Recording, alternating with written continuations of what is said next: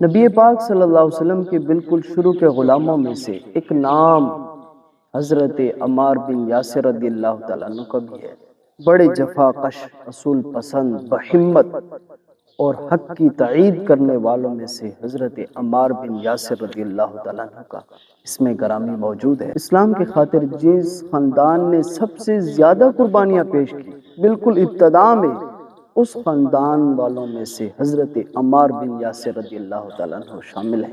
بالکل شروع میں 5ویں یا 6 نمبر پر حضرت عمار بن یاسر رضی اللہ تعالیٰ عنہ نے اسلام قبول کیا، اور اسلام کی سب سے پہلی شہیدہ ان کی والدہ ماجدہ حضرت سمیہ رضی اللہ تعالیٰ عنہ ہے، جو اسلام پر سب سے پہلی شہید ہوئی ہے۔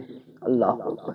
اسلام کے خاطر سب سے پہلی اپنی جان کا نذرانہ پیش کیا ہے، وہ حضرت عمار بن یاسر رضی اللہ تعالیٰ عنہ کی والدہ ماجدہ تھی۔ پورے خاندان پر کفار نے بڑا ظلم کیا، بڑے ستم کیے، پانی میں بہت دیر تک غوطے لگایا کرتے تھے ان کے خاندان والوں کو، گرم ریت پر لٹاتے، مارتے، بہت ظلم کرتے۔ ایک مرتبہ تو ابو جہل نے اس طرح بھی کیا کہ ان کے پورے خاندان کو پکڑ کر ایک آگ جلا کر اس کے پورے خاندان کو آگ کے اندر ڈال دیا۔ تو اس مقام پر نبی اکرم نور مجسم سرور کائنات صلی اللہ علیہ وسلم نے فرمایا کہ اے عمار بن یاسر کا پورا خاندان، صبر کرو، صبر کرو، صبر کرو، میں تمہیں جنت کی بشارت دیتا ہوں۔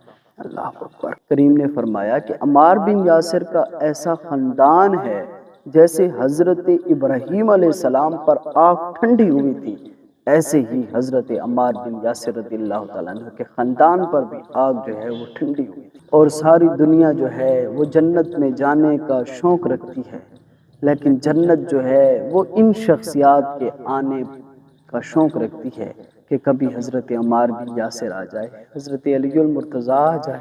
اللہ تعالیٰ حضرت عمار بن یاسر رضی اللہ تعالیٰ عنہ کے پورے خاندان کی عظیم قربانی کے صدقے ہمیں بھی اسلام پر قربانیاں دینے کی توفیق عطا فرما دے۔